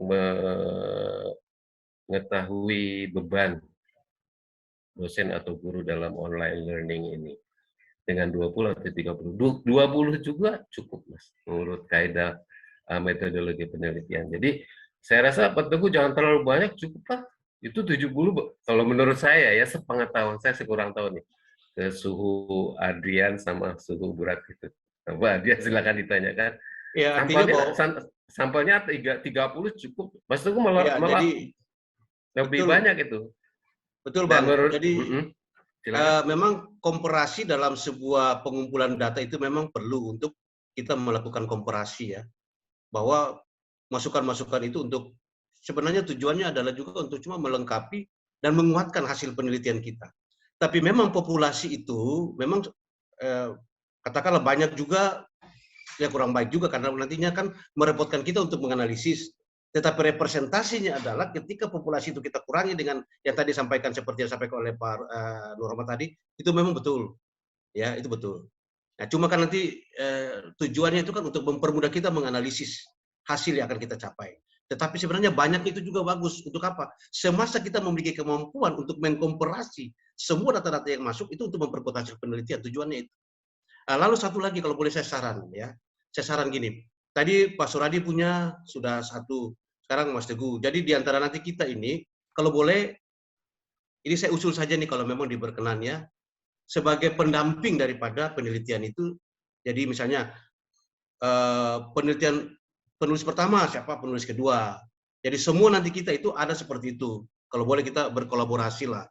Nah, itu saran aja kalau memang nanti diperkenankan dengan aturan yang diatur oleh LPPM, it's okay, kita jalan. Terima kasih. Jadi gitu Pak Teguh, terserah Pak Teguh mau dibikin terima satu kasih, artikel, Pak. satu artikel atau 3 artikel. Kalau saya sih kalau ngejar jumlah artikel saya bikin 3 tuh. Yang subjek orang tua, yang subjeknya anak-anak, yang subjek dosen. Udah 3 artikel tuh ya. Buning kalau tidak salah ya. Udah dapat 3 artikel tuh lumayan tuh. Udah dapat 1 tahun lebih ya. Fokus saya sih memang lebih ke konvergensi medianya ya, nanti yang saya angkat gitu. Akan lebih titik beratnya itu ke pemanfaatan konvergensi media itu. Ya, silakan ke itu tuh ke ibu-ibu suhu Bu Ratih, Wadian untuk minta saran itu. Kalau saran saya sih sampelnya cukup, tidak usah terlalu banyak. Tapi terserah Pak Teguh. Seperti Pak Dian bilang lebih banyak lebih bagus. Terima kasih Pak Nur. Oke. Terima kasih Bu Ratih. Ya, masukan tuh dari Pak Nur dan Pak Adrian tadi sebenarnya kita bisa kolaps ya, kolaborasi. Misalnya untuk tulisan Pak Teguh tulis penulis pertama, Pak Suradi penulis kedua. Nanti ditulisnya Pak Suradi penulis pertama, Pak Teguh penulis kedua gitu. Jadi nanti siapa yang masuk tuh, Pak Teguh masuk ya automatically Pak Sur masuk, Pak Sur masuk. Oh iya iya. Jadi ada dua penulisan tuh sebenarnya bisa kita kolaborasi gitu. Seperti itu. Bisa berdua, bisa bertiga, bahkan ada yang berlima gitu dengan pembahasannya tuh masing-masing. Misalnya mungkin saya dari segi manajemen pendidikannya, mungkin Pak Teguh dari teknologi pendidikannya gitu. Kita bisa berkolaborasi, bisa dapat, jadi nanti semuanya dapat gitu. Ya, setuju tuh. Maaf berarti. Saya juga kemarin bingung itu di artikel ini kebanyakan rata-rata 3 orang. Pas saya ngajukan sendiri gitu. Sekarang gitu jadi Pak. Setuju tuh, Wardian. Udahlah kita masukin aja siapa siapa nama. yang mau masukin? Ya. Siapa yang mau masukin, misalnya Pak Sur bawa Buning atau bawa Bu Siska. Nah nanti Bu Siska bisa bawa Buning, bisa bawa Pak Teguh gitu. Jadi bisa saling saling support gitu. Jadi ada yang masuk. Oh, misalnya ya siapa tahu, oh Bu Siska bisa masuk Sinta 2 gitu, oh Buning bisa masuk Sinta 1 gitu misalnya. Kayak gitu kan, jadi nama kita ada semua gitu. Jadi begitu kita cari di citasi, ada tuh banyak nama dosen advis. Sekarang gitu sih Pak modelnya, kolaborasi seperti itu. Dan kalau jurnal internasional apalagi karena biayanya mahal kan sekarang. Gitu sih. Silakan ada lagi yang mau memberikan masukan, Uti atau Palen? Siapa lagi? Dikit aja. Ayo Ti. Pak Teguh. Ya. Saya memang belum buat ya, jadi sih kalau mau ngomong tuh agak-agak malu karena belum action, tapi ya gatel juga untuk bicara ya. Bicara hanya sekedar ini mengomentari apa yang Pak Teguh sudah berbuat ya. Ini saya lihat Pak Teguh sudah sangat jelas yang dibuat Pak Teguh. Cuma hanya masih belum fokus ya saya melihatnya. Tadi yang Pak Teguh mengatakan apakah itu untuk SMK atau untuk mahasiswa, lalu apakah itu ada dosen, orang tua atau mahasiswa seperti itu ya. Karena jadi karena kenapa bisa riuh objek penelitian yang mana? Karena saya kembali lagi selalu saya melihat adalah judul. Karena judul itu adalah kalau menurut saya ya intisari dari isinya. Kalau menurut saya ya dari judul ini kita sudah bisa menggambarkan apa yang dibuat. Nah di sini saya melihat bahwa Pak Teguh adalah akan menggunakan teorinya konvergensi media, benar itu ya. Nah di sini yang dilihat adalah kalau menurut saya bagaimana objeknya itu, objek penelitiannya biar kita lebih fokus. Kalau saya lihatnya ya, jadi kayaknya lebih enak itu nggak perlu harus SMA broadcasting, tidak perlu, karena apa, itu kan yang namanya kita punya konferensi media, setiap orang adalah punya, ya kan. Nah mungkin lebih fokus apakah SMK atau mahasiswa gitu loh. Kalau saya lihat ya, kalau saya sih lebih senang adalah melihatnya adalah anak-anak SMK. Karena itu anak-anak SMK itu dia kan masih yang namanya sekolah itu benar-benar harus berdasarkan absen lah, masih ada perintah dari guru. Kalau nama mahasiswa itu kan lebih ke tanggung jawab kita. Kita mau masuk apa enggak ya itu memang tidak boleh ujian. Tapi kalau namanya SMK itu benar-benar harus ada aturan. Kalau saya melihat seperti itu ya, lebih enak. Dan pemanfaatan konvergensi media anak-anak muda itu, anak-anak SMK kadang malah lebih canggih dari anak-anak mahasiswa. Nah, ini jadi kayaknya lebih enak tuh kalau bagaimana mereka itu bagaimana memanfaatkan teknologi media dalam pembelajaran e-learning, khususnya SMA, SMK mana, biar lebih fokus. Nanti dalam kurung menggunakan konvergensi media, gitu. Jadi lebih mana orang tua kalau menurut saya ya, kayaknya tidak perlu dilibatkan, kecuali seperti bilang Pak Nur Rahmat, dibikin artikel bisa, gitu ya. Jadi lebih fokus membedahnya juga lebih enak, karena kita melihatnya efektif atau tidak sih, apakah dia hanya karena seperti tadi Pak Teguh bilang, mungkin karena jaringan apa namanya, karena jaringannya, apa karena kuota atau karena apa, atau memang karena malas atau bagaimana, atau karena memang kalau pakai laptop atau pakai handphone itu adalah masuknya lebih kurang, lebih enak kita tatap muka. Mungkin ada pertanyaan seperti itu kan. Dari situlah baru bisa terlihat, oh ternyata menggunakan pemanfaatan konvergensi media itu adalah efektif kalau ada ini. Nah, ternyata pas setelah gitu, mungkin bisa terlihat, oh ternyata tidak efektif. Bisa terlihat mungkin karena kurang kuota. Oh, kalau kurang kuota berarti harus ada orang tua. Jadi orang tua masih nanti. Tapi kan sementara lihat dulu. Atau enggak bisa jadi nggak usah orang tua, ke guru. Apakah hal ini difasilitasi atau bagaimana? Ataukah sekolahnya memberikan juga? Jadi jelas. Jadi maksudnya lebih fokus yang jelas. Tapi ini saya lihatnya sudah lebih apa? Pak Teguh enak banget. Jadi udah jelas bahwa yang di arah Pak Teguh adalah pemanfaatan teknologi untuk belajar yang selama ini memang sudah dikuasai oleh anak-anak, terutama anak-anak SMK. Lebih enak tuh kalau saya lihatnya ya, mengutip tuh anak-anak SMK karena dia masih ini loh. Dia teknologi itu benar-benar udah oke semua. Apakah hanya untuk main game aja, untuk Facebook aja, atau memang untuk belajar? Untuk apa? Nah, saat memakainya itu apakah sekarang teknologi lagi pakai handphone, saya nggak tahu ya arahnya Pak Teguh pakai handphone atau menggunakan laptop. Kalau pakai handphone agak susah kan? Nah itu.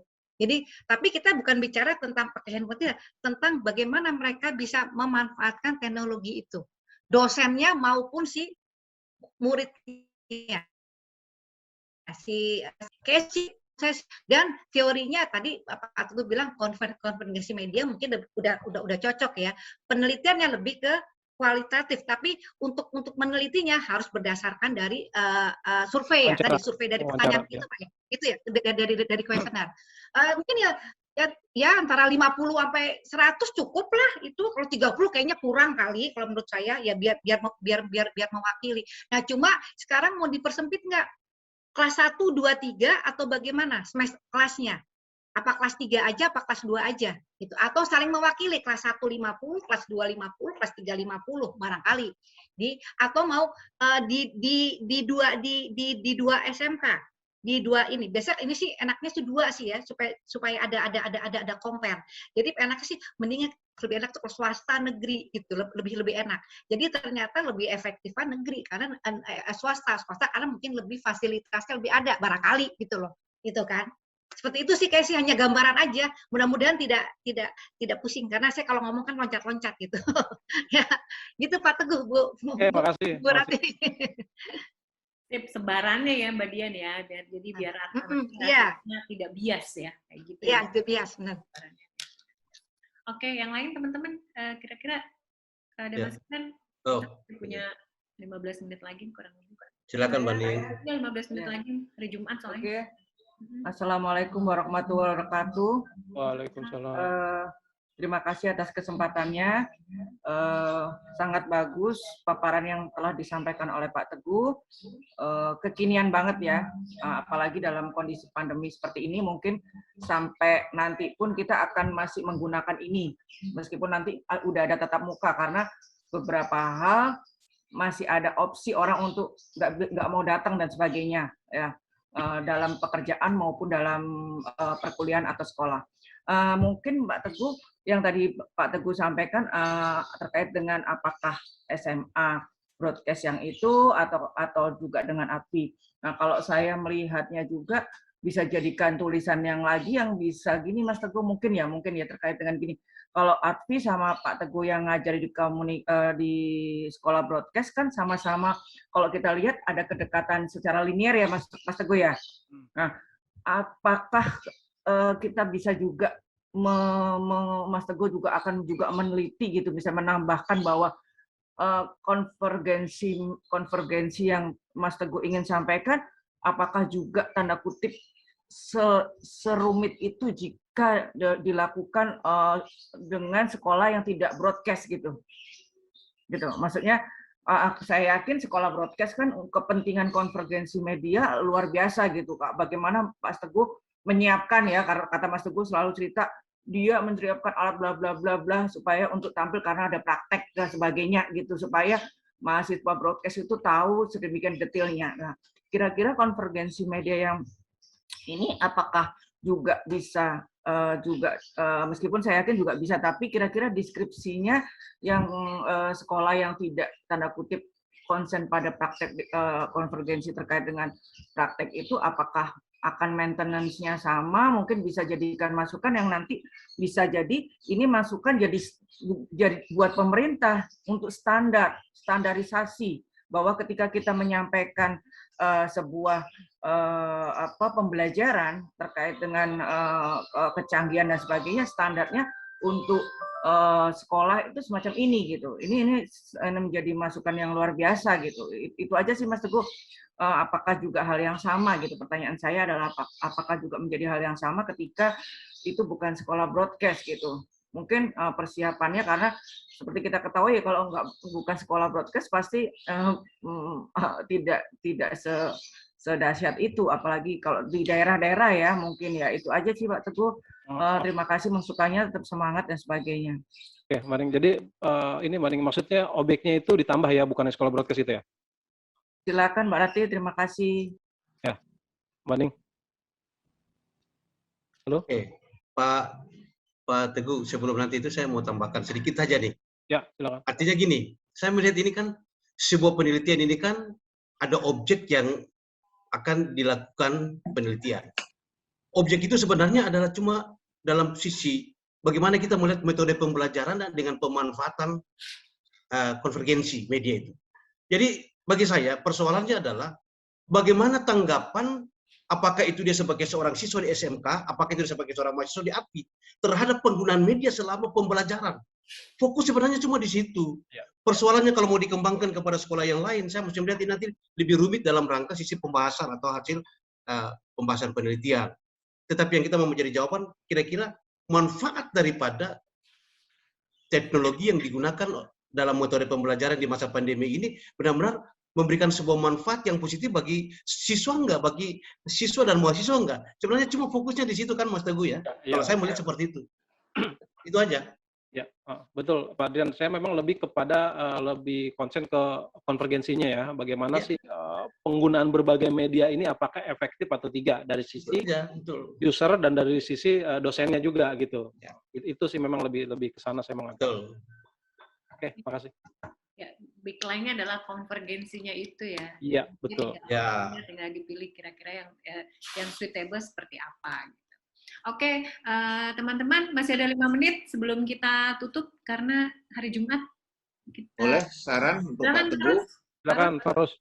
Ya, terima kasih. Saya pikir ini bagus ya, menarik mengenai konvergensi. Kalau menurut saya memang mau dilihat itu dengan media online, dengan adanya konvergensi dari berbagai sumber mahasiswa belajar, tepatnya mungkin khususnya untuk broadcast saja. Jadi kalau saya saran, dipersempit aja, ini objeknya adalah mahasiswa ATVI aja. Jadi ATVI secara keseluruhan, coba cari metodologinya, dari seluruh jumlah mahasiswa ATVI itu, berapa persen yang bisa mewakili responden, seperti tadi dikatakan Pak Rohmat, 30-20, itu ada teorinya. Supaya benar-benar kita perdadaskan itu, tinggal dicari aja kok, pasti ada. Ya, jadi menurut saya ATVI aja. Jadi ini banyak fungsinya. Satu, untuk masukan buat kita di ATVI. Dua juga buat masukan para lembaga pendidikan yang bergerak di bidang broadcast. Jadi arahnya ke sana. Ya, Kemudian juga mungkin ada manfaatnya buat mahasiswa yang kuliah di broadcast dengan pemanfaatan konvergensi media itu dalam pembelajaran, juga memberikan efek kepada dosen yang ngajar di broadcast dengan memanfaatkan beberapa media konvergensi. Saya kira itu yang utama, dipersempit aja, khusus API aja. Nah, tinggal dicari berapa persen kira-kira dari seluruh jumlah mahasiswa yang aktif. Semester berapa jadi respondennya, semester 2 berapa, semester 3 berapa. Saya kira itu yang harus diteliti, yang supaya ketahuan, ya, supaya ketahuan yang mana nih, bagaimana nih mahasiswa aktif. Jadi tidak mewakili mahasiswa secara keseluruhan aktif. Saya bilang dipersempit lagi di situ. Jadi kalau kita baca, oh mahasiswa aktif begini ya, berarti ada penelitian lain seperti Aroma tadi. Kalau orang tua itu penelitian lain lagi bisa efeknya pada orang tua. Kalau dosen itu lagi dosen. Jadi fokus saja ke mahasiswa sebagai objek penelitian. Kalau saya gitu sih Pak Teguh. Oke, terima kasih. Terima kasih masukannya.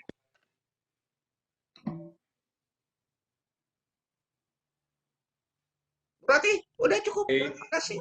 Ya. Soalnya nggak ada berarti. Oke. Terima kasih Pak Rusman. Saya rasa sudah cukup ya, sudah jam 10.47.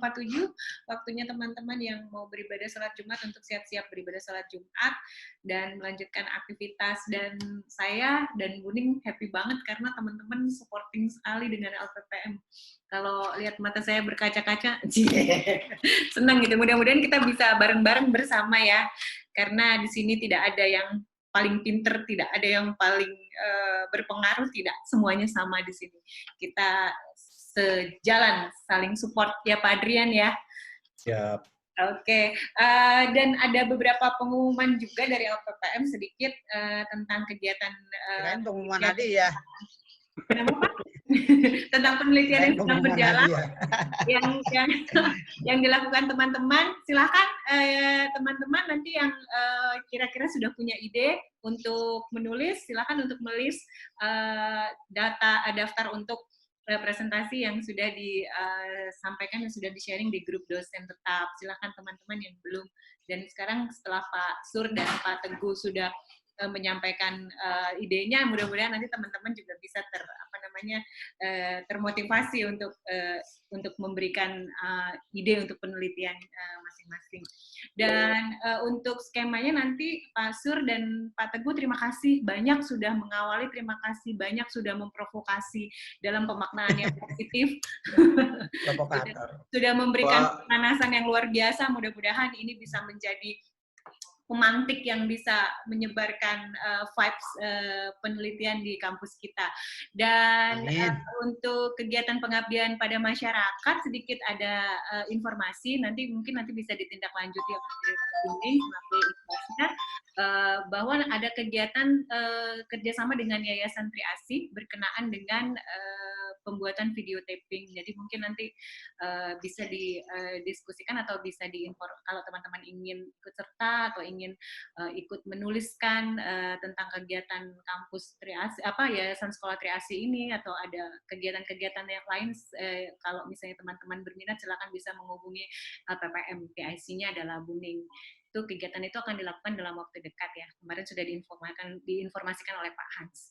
Gitu sih teman-teman, semangat. Satu lagi, Ibu Ketua, Ibu Ketua, ini paling penting ini, bahwa semua penulisan ataupun semua proposal maupun nanti hasil jurnal itu, perlukah seorang reviewer? Ini perlu dipersiapkan aja. Ya. Ini perlu dipersiapkan supaya jangan sampai kita terlewatkan nantinya hal-hal yang memang mendukung untuk proses kelayakan daripada sebuah penulisan ilmiah itu perlu memang membutuhkan reviewer. Ya, tadi di awal, terima kasih Pak Adrian masukannya. Tadi di awal sudah saya sampaikan ke teman-teman, insya Allah kita akan menghadirkan seorang yang cukup expert di bidangnya. Kebetulan ini adalah teman saya ya, mudah-mudahan beliau, kemarin saya sudah menyampaikan kepada beliau untuk ayo dong sharing sama teman-teman di kampus Advi, dan insya Allah beliau sudah mengiyakan. Beliau sudah banyak menulis di jurnal internasional maupun jurnal nasional, Singkan dan lain sebagainya. Nanti teman-teman bisa search namanya ya, insya Allah Pak Widodo namanya. Nah, dia sudah banyak menulis tulis di beberapa jurnal-jurnal ilmiah. Insya Allah nanti setelah teman-teman nanti menyampaikan skema penelitiannya, setelah itu nanti rencananya akan saya kumpulkan Pak, yang dari punya teman-teman semua seperti punya Pak Teguh, Pak Sur, nanti kita akan kumpulkan dan teman-teman yang lain nanti kita akan review. Kira-kira ini nanti metode atau konsepnya atau isinya kontennya seperti apa, yang bisa kira-kira insya Allah bisa standar Sinta ya, entah itu Sinta 2, 3, 4, kita kayaknya nggak usah yang tinggi-tinggi. Dari Sinta 6 aja dulu Mbak, Ya, Sinta 6 aja. Sinta 5 namanya. Dari mana aja dulu. Ya, kayaknya insya Allah targetnya itu dulu. Yang penting ada dulu gitu. Yes. Ya, oke, baik teman-teman, terima kasih untuk partisipasinya dan kita akan berjumpa lagi insya Allah Jumat depan di waktu yang sama. Silakan teman-teman yang sudah terjadwal untuk minggu depan, yaitu Pak Rusman, Pak Reza, dan Pak Cim, silakan untuk menyiapkan diri dan teman-teman juga silakan untuk memberikan masukannya nanti untuk minggu depan. Mantap Bang Rusman. Oke, terima kasih. Mbak Rati mungkin tambahkan Mbak Rati. Boleh Mbak. Ini terkait mungkin yang tadi teman-teman sudah memberikan paparan, mungkin bisa berlanjut next berikutnya Mbak Rati untuk membuat terkait dengan flowchart yang sudah disampaikan oleh Mbak Rati, bahwa nanti bisa meminta sejumlah dana ya Mbak Rati yang sudah memang disediakan oleh LPPM ya untuk tahap berikutnya ya. Ya. Itu Karena nanti aja sih Mbak Rati untuk mengingatkan. Nanti ini akan mensupporting untuk proposal teman-teman yang sudah ada. Nah nanti untuk biaya penelitiannya nanti insya Allah bisa dirilis. Gitu. Jadi ini proposal ini nanti disimpan ya teman-teman. Nanti untuk pelengkap dokumentasi jika kita bentuk proposalnya mungkin berarti apa tuh? di share nanti seperti apa? Oh iya, untuk proposalnya nanti aku share. Tapi skemanya juga nanti disertakan ya teman-teman. Ntar proposalnya insya Allah aku share formatnya. Insya Allah dalam 1 minggu ini aku share. Oke, sip. Ya, baik teman-teman, terima kasih partisipasinya. Sehat selalu, selamat berhari Jumat dan menyambut weekend bersama keluarga. Dan kita Merdeka. Jumat depan ya. Sehat selalu. Thank you semuanya. Dadah.